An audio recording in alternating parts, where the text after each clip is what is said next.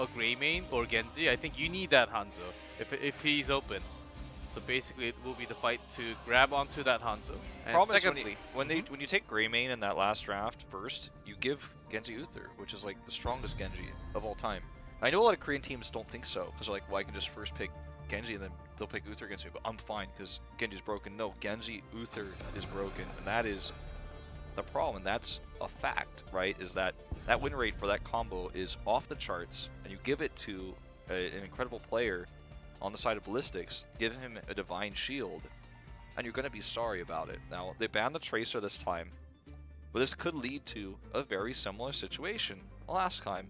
Ballistix can now decide to ban the Hanzo, for example, to leave the Greymane open if they're not interested in playing it. You could literally do the same thing they did last game with the Genji. Not as good of a Genji battleground.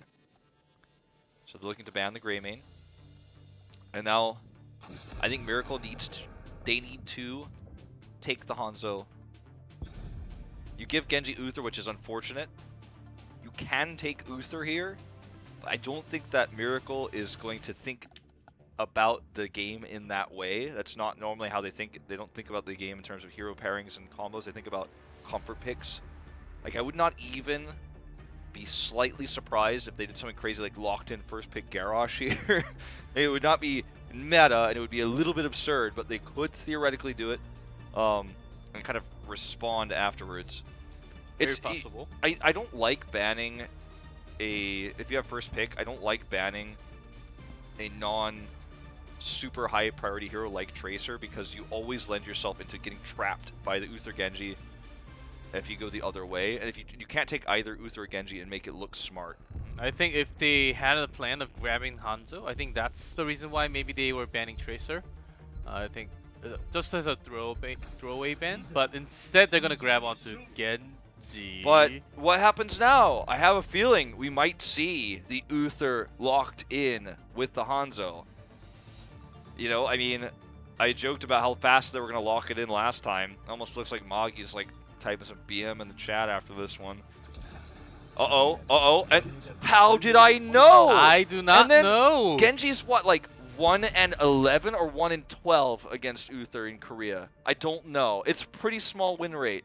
They took the entire drafting time to decide to pick Genji, knowing that they banned the Tracer, which is going to lead to either this reality or a reality where they pick Hanzo and Uther gets the Genji pairing just like last game, which is why the Tracer ban, to me, doesn't make sense. It feels like they were thinking Ballistix wasn't going to make the smartest move with the Greymane ban, and then they were like, oh god, we messed up. They spent the entire pick time to lock in the Genji, and Ballistix spent 10 seconds to smile and lock in the immediate answer that we've seen so many times. And now what does Miracle draft?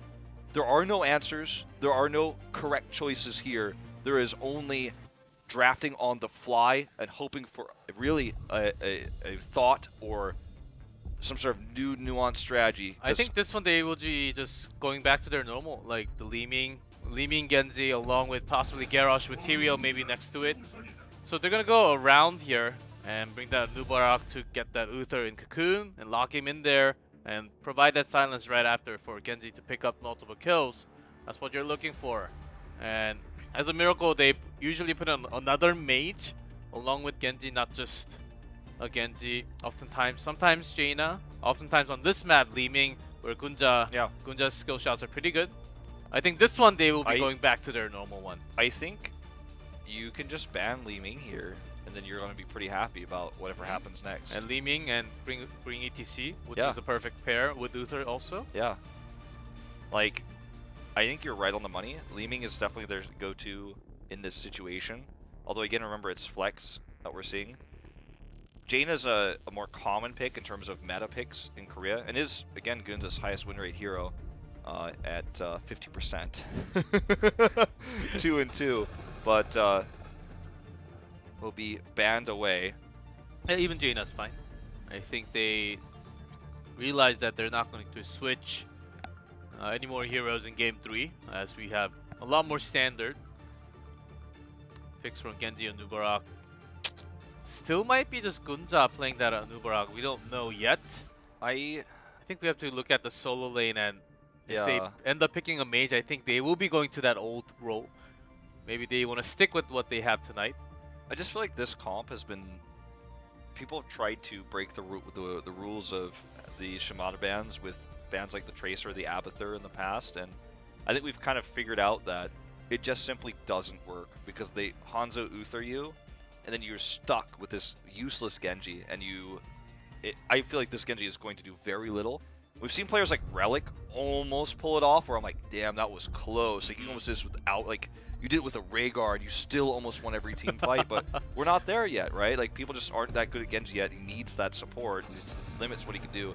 The Malthael ban was the first one I was thinking, because Ballistix can just super control the top lane with that, and obviously it works really well for the Immortal race, but I think the better ban would have been the ETC ban, and I think that is what is likely to be locked in here for Ballistix, because he just, again, shuts down the mobility of the Genji. You are likely going to be picking it into a Li Ming, so you do have to think about that, because Wave of Force is going to ruin your day a little bit. If you're thinking about ETC, of course, and the game 1 ETC was pretty scary from Hooligan, from Ballistix, so that's going to be in their head. As last time when they did, this is the map they brought Chen to block all the damage from Li Ming onto the other side, but that could be the last pick after watching all the picks from Miracle. If they actually want to bring in the mage, then bring in Chen instead of ETC. Chen is very strong against Li Ming, but I think you save that for 5th pick if you're going to do that. And obviously he'll be the solo laner. Let's see. They're going to steal the Li Ming. There'll be Tyrael locked in as well. So now the question becomes even tougher. And I think this might be a Junkrat pick. We're talking about hero pools here, which has always been the strength, or sorry, the weakness, I should say, of Miracle. We talked about it since day 1 in 2018 here. And Gunz is an incredible Li Ming player. He's an incredible Junkrat player. We saw this pattern a lot. Sorry to cut you off there, but when the Nubarag was winning so much, it was because Uther was rising up so much and Rhaegar. Only one supports, and back then Tyrael did not have those changes, but when you cocoon that one safety tool, basically they had none. But with Tyrael rising up so highly, now they have 2. Who do you cocoon, Uther or Tyrael? Either one you can do it, but there will be the other one to protect the one who's in danger all the time. You can only cocoon one. You're limited. Yes. And if they lock in the Junkrat here, like, let's just wait, okay? I think this is going to be a Junkrat. We don't know what the solo lane's going to be. Dahaka's still available. It's been their go-to, so it might be Junkrat Dahaka here. Let's see what they lock in before I comment. Okay, Abathur Chen, so they're doing the thing that Ballistix kind of tried to run with the Chen. Look at this composition and tell me what it's supposed to do. I think the answer is solve the problem that was created by the first pick Genji with the Uther Hanzo ban. The rest of those 4 picks, the Anub'arak, Stukov, the Abathur Chen, are supposed to correct the mistake that was made in the first pick Genji. Sure, Abathur can empower Chen. He can empower Genji and Anub'arak. Look for picks. They've got Stukovs. They have a silence. They can make some early game picks happen. Chen is going to be very strong in the solo lane against Tyrael. But again, we talked about the ammo changes that make Chen a little bit less useful there. But in team fights and in the Immortal race, tell me one way that comp wins. It never will. It never, ever, ever will unless they get picks and kills. Mecha Anub'arak, not Anub'arak, Abathur slaps onto the Immortal. That's... Even, I think Abathur really has to come for that extra damage if they want to win the race. I don't know if that's going to help at all, but... Monstrosity's getting involved. They are not really... Monstrosity in 2-lane maps, of course. But this way, I think they're looking for the defense. Long overtime period of time damage, because Ballistix they're trying to save the burst damage. They have the CC, they have the Divine Shield, but it's not really effective against what Miracle has right now. Of course, it can save you from resets coming out from Genji. But with that ETC pick, which is super effective, and against Chen, even better.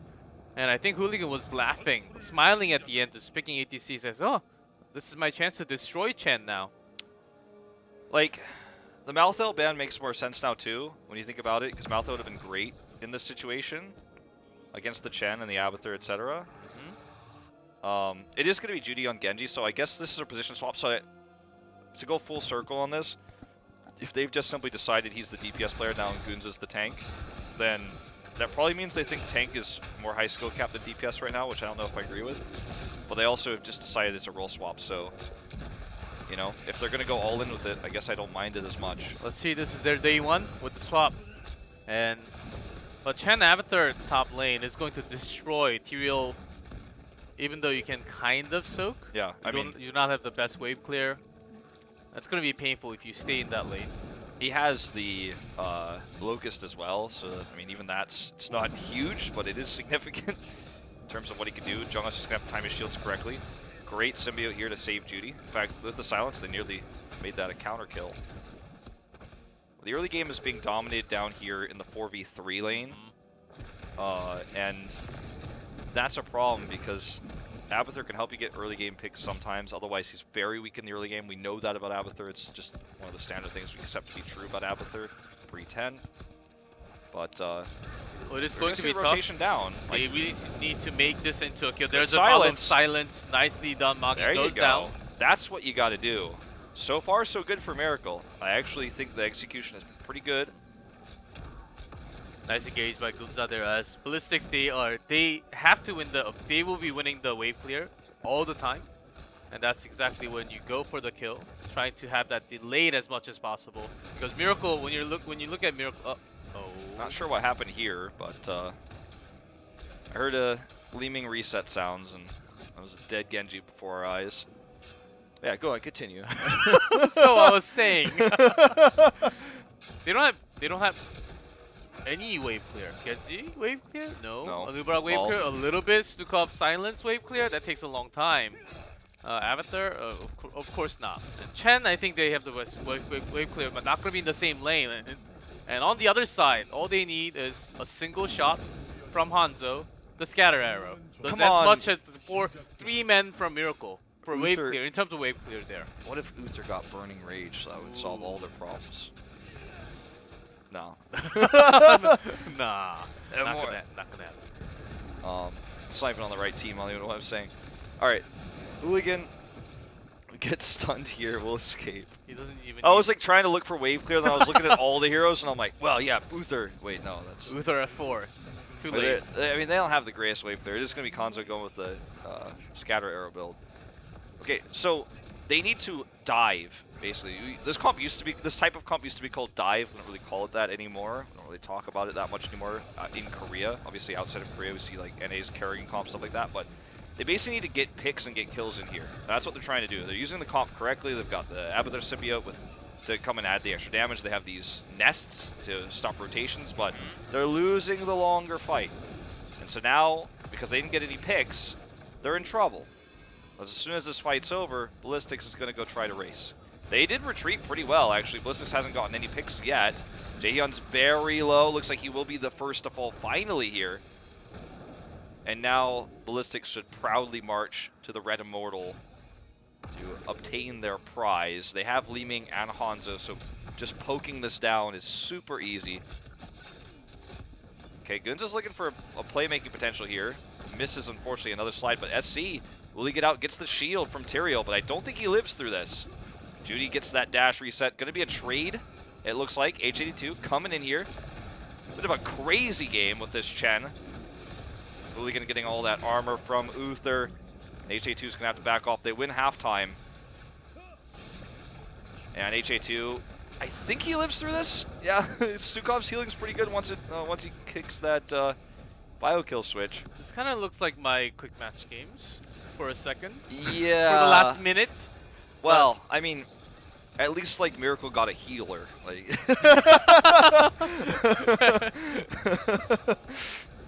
the comp is like not a horrible composition, and in fact, in different years and in different metas, this comp would be considered to be quite meta and quite strong. Like MVP Black used to run comps like this.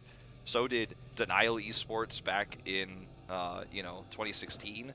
This is a comp that we would see do well against other types of comps. Obviously, Stukov and Genji weren't released at that time, but we'd see sometimes Zarya with this. Always the Abathur. Sometimes an Illidan. It would be an Illidan, Chen comp.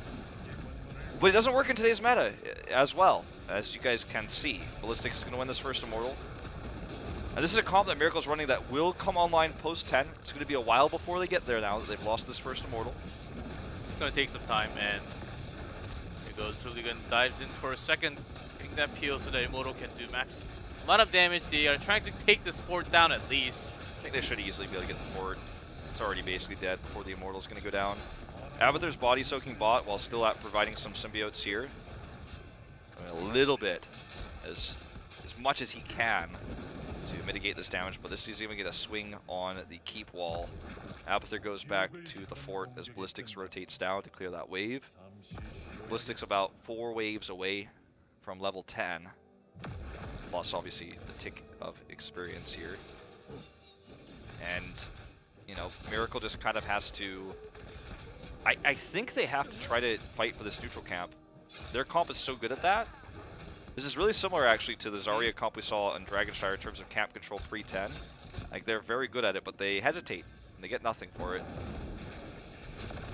Ballistix will be very happy with this. And the rotation from Jaehyun was a little bit slow. He was clearing up the top lane after that team fight.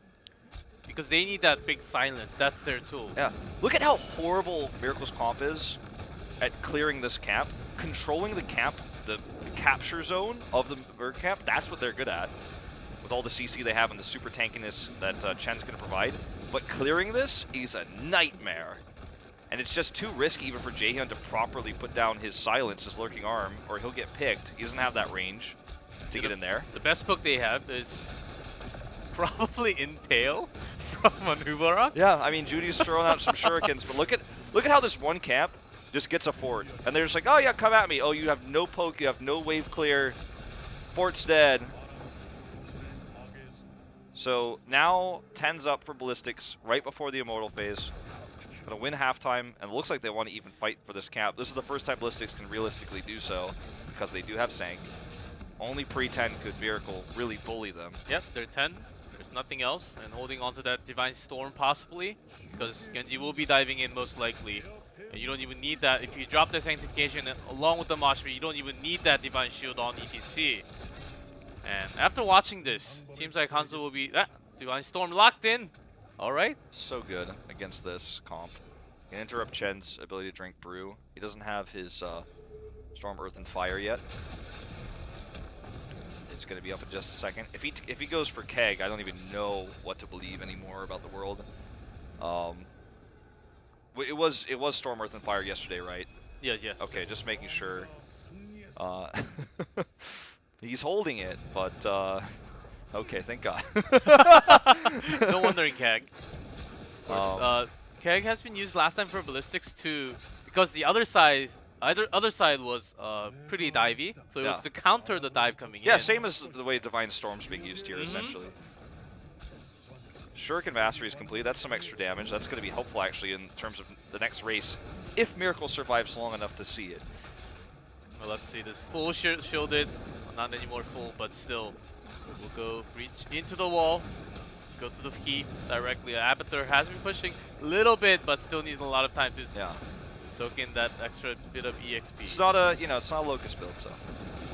All right, here comes Judy. He's on SDE. He's got that Shuriken Mastery damage, but look, the Sank comes down. SDE is lighting them up. He is very low, though, and did not get the takedown required to get his dominance reset. Flailing Arm here to help the retreat. SDE again targeted, but the shield's coming out from Tyrael too much. Judy flailing, but to no avail as all these shields are up. SDE's barely going to be taken out. It's actually Abathur who gets the kill there with the extra Impale damage coming out. But this is going to be a keep.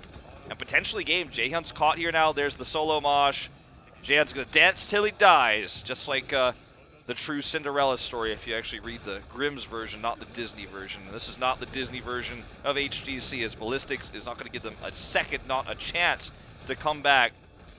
Odomoto goes down. They have some CC, but there's more than enough damage to bring this core down. 25% left. Still the Tyrael is giving so much shield to everyone. That's going to provide. There's that last arrow for it to secure the game. That's game 3 and the end of the series. Ballistix takes their easiest win of the